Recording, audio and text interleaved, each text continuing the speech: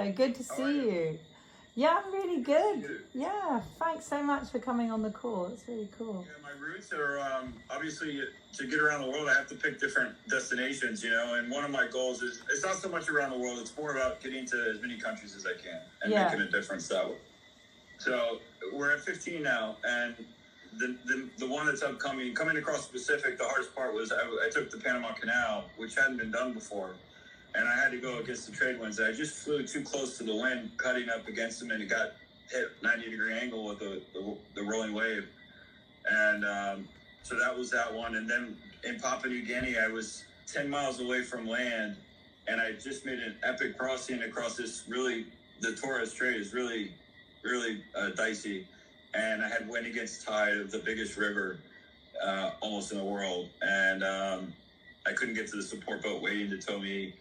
And so I sat on parachute anchor and rolled twice, full capsized. Horrible. But she came back, and I hope I get a chance to get to Charlie before I cross the Indian in April or May if I decide to do it. I'm still on the fence about it, just because I've never been taught anything. I'd love to learn, some basics.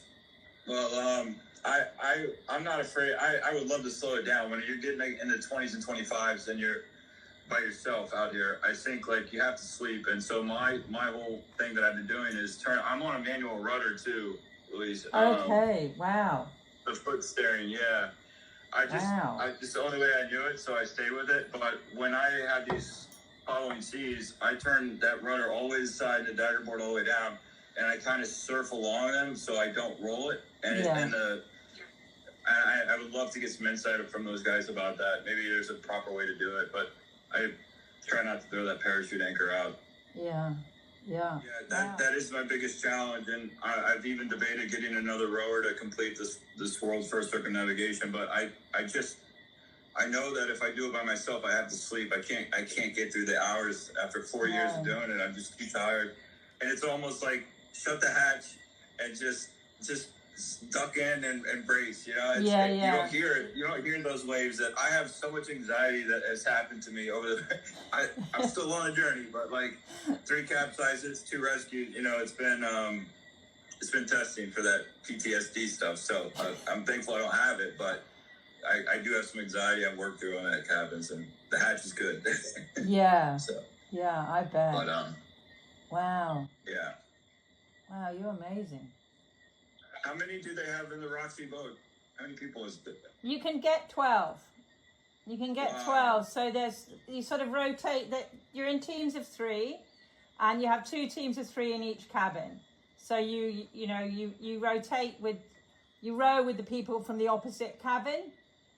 So you've got 6 on deck at a time, and you do 1.5 hours with one crew from the opposite cabin, and then you swap over. Because she's a sweep rower, so you only have 1 oar. She's a sweep boat. So you row on one side, and then you are for an hour and a half, and then you swap and do another hour and a half on the other side, generally. Wow. Yeah, it's very social. Yeah, I bet it has to be. Yeah, that's a TV. That's a film in itself. Yeah, with all the different characters, it's interesting. It's like being out in the ocean is interesting, whatever, because you learn so much about yourself, and it's a cool thing to do. But doing it with a lot of people is different. But doing it on your own is proper hardcore. Really, I was a team manager for my friend Liz Wardley. Have you heard of Liz Wardley? I ran into her sister in Papua New Guinea. Yes, oh, okay. Right. Was that before she was going to arrive, and then then she went to the Marshall Islands? I think she had just come back from the Marshall Islands. I got there in 2024 and then took a break and went back and finished. But I think she's now it was just recently I spoke to her, but when I was there, it was 2024 to 2025. Yeah. She wasn't there, but she's awesome. Yeah, she's insane. Yeah, she is amazing. Yeah. I adore her. Yeah, she's wonderful. And she found it hard, and she's done a lot of ocean miles. Something like 500,000 ocean miles racing on sailing boats, and some of those solos. So she found it tough on her own in the Atlantic on tic-tac.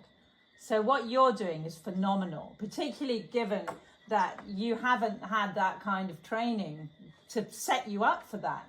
To just go out there and do it is incredible, Aaron, really.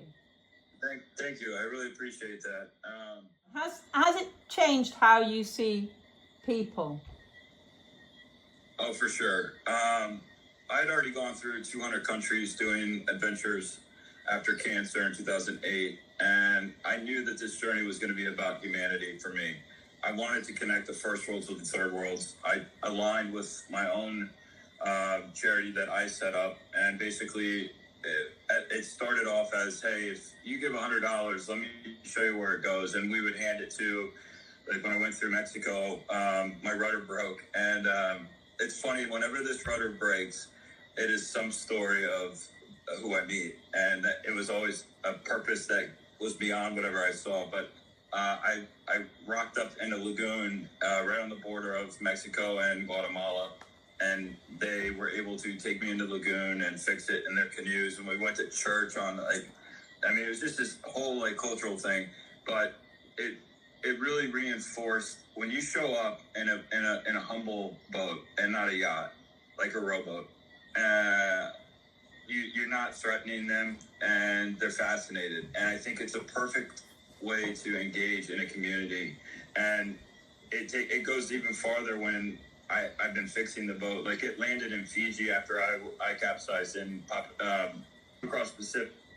The boat went 3,000 nautical miles upside down. Everyone thought it sunk, including me, and landed in this remote island of Fiji, and Matuku Island, and it's in the Lao group, and you can only get there by boat. And just to be able to fix the boat, and you may not speak the language of them, but there's such a humanity behind Homo sapiens in general, and yeah, that's really what it's been about. It's just you go by sea, and you don't, when you fly in an airplane and you land from one place to another, you see different things. But when you travel by the same form of water at sea level, and you see from Mexico to Guatemala to Panama to French Polynesias, now you're in Fiji, then you get to Papua New Guinea, to see the cultural transition.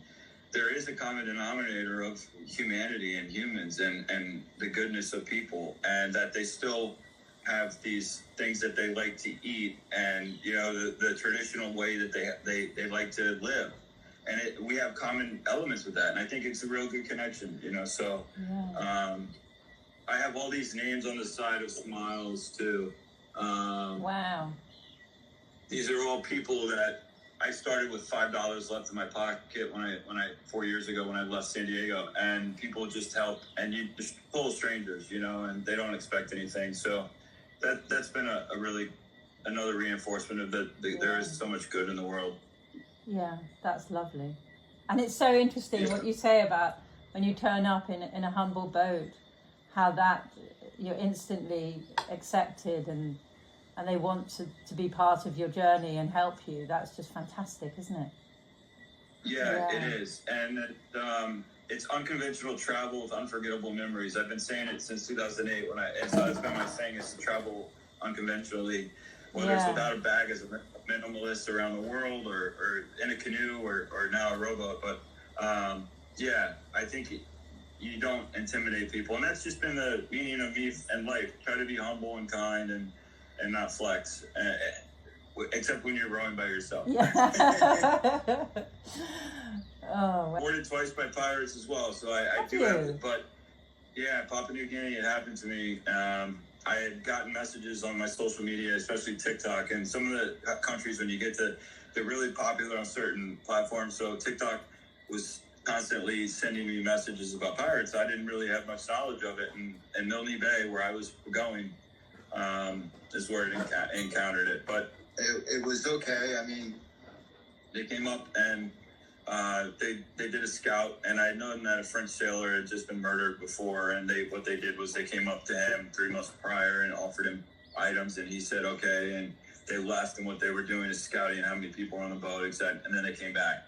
Well, the same thing happened to me, and I had live with my Starlink Mini going, so I was like, hey, I'm live to the world. You don't want to do this. Do you have kids? You know, do you believe in God? Like, I just try to, and so I never opened the hatch.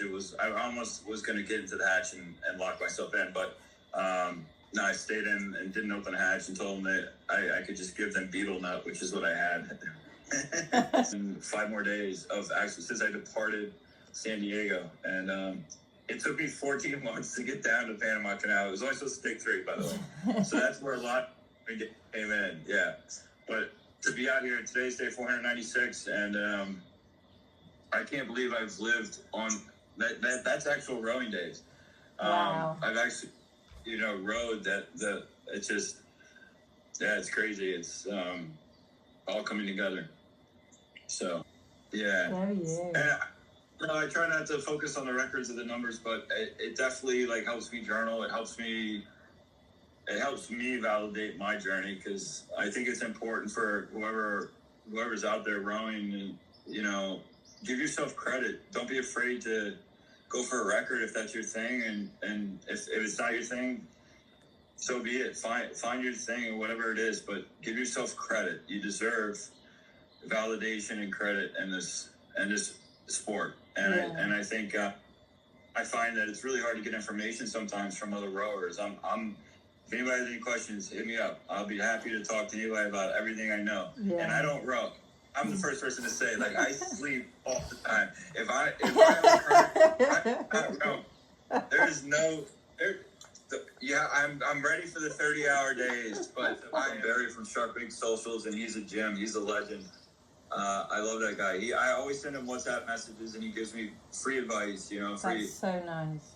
Yeah. Yeah. And Ollie, who works with Rannoch, has been well too. Yeah, Ollie's great. I mean, Ollie's fantastic. I mean, he's an engineer, so he's. Right now it's 10 miles, drop anchor, wait for the tide. 10. So again, every 12 hours. So at 3 o'clock in the morning tonight, I'll row about 4 hours, then I'll drop anchor. And it'll take me 4 days just to get to this current that I'm going for. Okay. Which is northwest, so it's out of the way. But once I hit it, it'll take 3 days. Okay. Oh, well done. Well, I found your tracker and everything, so I'll keep following you. And, thanks for reaching out. It's a pleasure to talk to you. Oh, absolutely. My pleasure, Aaron. And I'll send you my